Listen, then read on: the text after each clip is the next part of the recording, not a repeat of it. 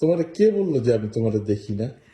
না, ব্যাপারটা আমাকে এইভাবে দেখেন, ব্যাপারটা হচ্ছে তুমি মনোযোগ দাও না। তুমি পৃথিবী, দেশ, সবকিছু সমস্যা নিয়ে এত ব্যস্ত, তুমি আমাদেরকে দেখারই সময় নেই। না, এগুলো দিয়ে কিচ্ছু হবে না, তুমি আমাদেরকে দেখো, না আমাকে দেখো। ভাই, তোমারে না দেখে থাকা কোনো সম্ভব ব্যাপার এই ঘরে? আমার ঘরে কয়টা মাথা? তুমি তো কথা দিয়ে আমার ঝালাপালা করে দাও। আমি ওইটাই অন্যদিকে হইলো। তাকায় তাকায় থাকতে পারি?